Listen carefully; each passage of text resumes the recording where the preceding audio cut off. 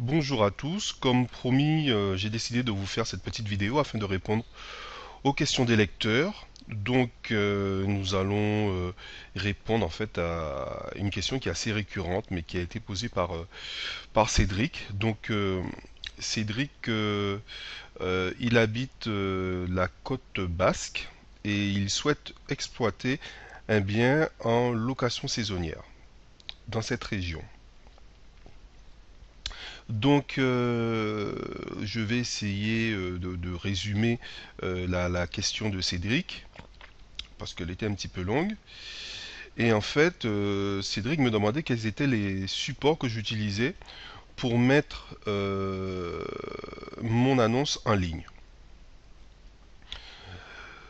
Alors, en ce qui concerne la location saisonnière, je pense que les supports dépendent du secteur où on va exploiter son bien.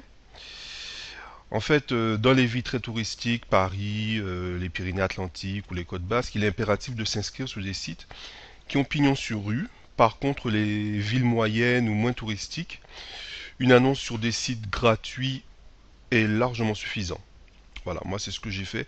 J'ai fait un petit peu un mixte des deux, c'est-à-dire que je suis sur des sites payants et en même temps je suis sur des sites gratuits. Alors, ce qu'il faut savoir, c'est que l'un des petits challenges qu'on a, c'est que bon nombre des sites sont payants et ne se valent pas, et il faut en plus éviter de s'éparpiller.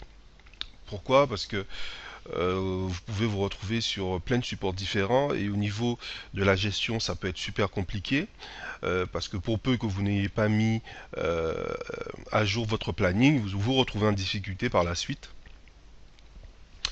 si vous avez une annonce qui arrive sur un autre site. Bon, bref. Alors, une petite étude de marché s'impose, et ça c'est quand même important. Si on prend, là, on va prendre l'exemple de Cédric, qui habite Bayonne, et en fait on va utiliser tout simplement l'un des sites les plus visités, c'est-à-dire Omniday. Vous voyez, donc on est sur le site Omniday, comme vous le voyez ici. Donc j'ai fait une petite recherche sur les locations de vacances à Bayonne. Et moi, ce que je conseille lorsque vous faites votre étude de marché, c'est de regarder, premièrement, outre le prix, c'est de regarder quand même les appréciations. Donc ce qu'on va faire, c'est qu'on va faire un tri aux appréciations. Donc on va cliquer ici. Et donc, on voit ici qu'il y a 23 appréciations pour des locations à la semaine, exclusivement à la semaine. Donc ça, c'est quand même un point important de voir si il y a des retours, s'il y a du monde qui va. Bon, là, c'est sûr qu'il y a du monde qui va dans ce coin. On va prendre l'exemple de cet appartement, c'est un petit T2. Voilà, donc ici, on va cliquer sur... On va descendre, on va regarder les appréciations directement. C'est pas la peine de regarder le bien, mais vous voyez quand même hein, qu'il y a des notes qui ont été laissées par diverses personnes qui habitent aussi bien en France, j'ai vu aussi en Espagne. Donc ça c'est quand même important. Et vous voyez qu'il y a de quoi faire puisque voilà, nous sommes à côté de la mer. Euh, Ici, dans l'exemple de Cédric, moi je pense que c'est une très très bonne opportunité d'investir dans ce coin-là. Voilà. Donc dans le cas de Cédric, investir 150 à 200 euros pour l'année, c'est une bonne initiative, sachant que c'est des coins qui sont très très touristiques, qui vont vous apporter une influence pendant des périodes données. Euh, Personnellement, moi je suis à Toulouse et je me rends compte qu'il y a des gens qui arrivent, qui y sont toute l'année.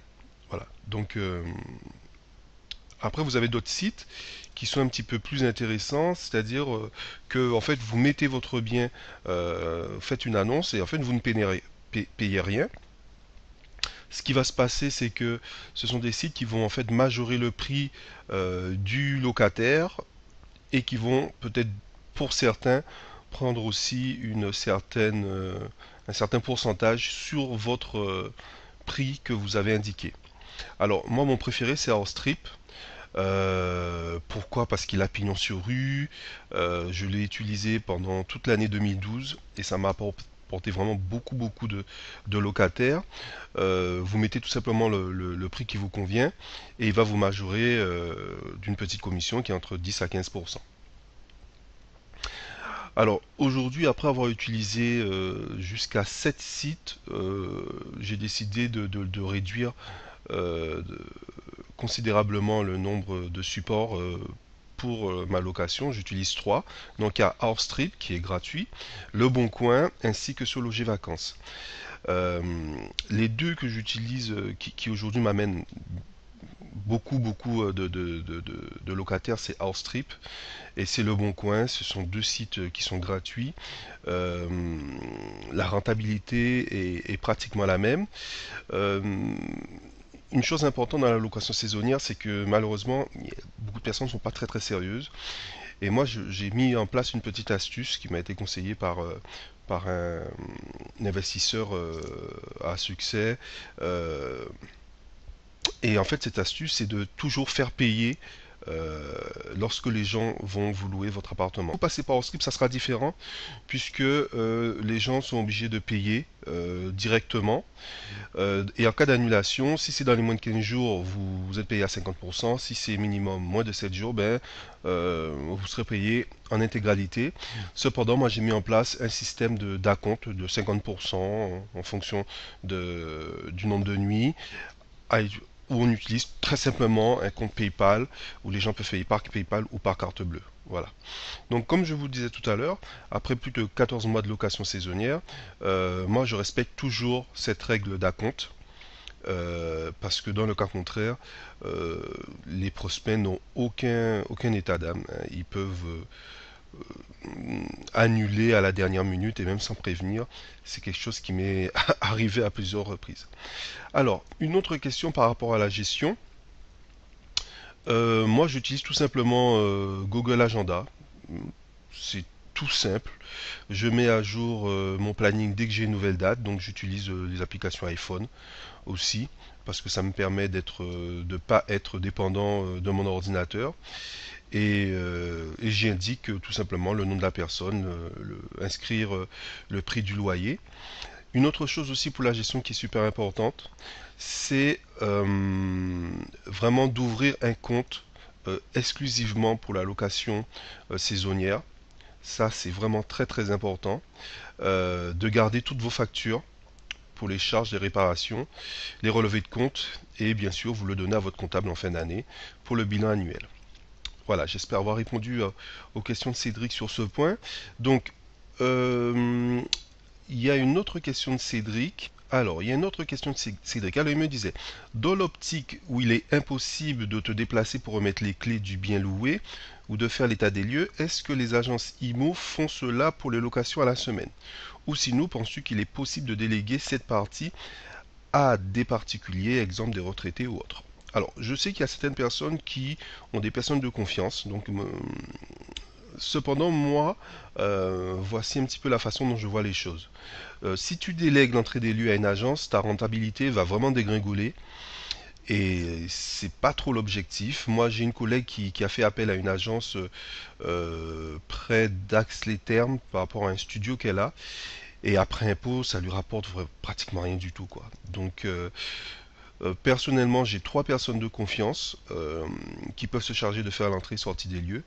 Et c'est vraiment pas négligeable de personnes qui peuvent venir donner les clés et quand ils partent vérifier que tout est propre, qu'il ne manque rien et par la suite pouvoir donner donc le chèque de caution.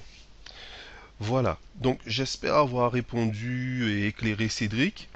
Cédric, je t'invite moi à partager l'avancement de ton projet. Personnellement, je trouve que tu habites dans un coin qui est très touristique. L'une des choses importantes, c'est vraiment d'acheter au bon prix et tu pourras facilement augmenter tes revenus. Voilà. Prochainement, je répondrai à Julien qui, lui, est spécialisé dans l'investissement dans les parkings. Je vous dis à bientôt. C'était David qui a le blog Augmenter ses revenus grâce à l'immobilier. Allez, à bientôt.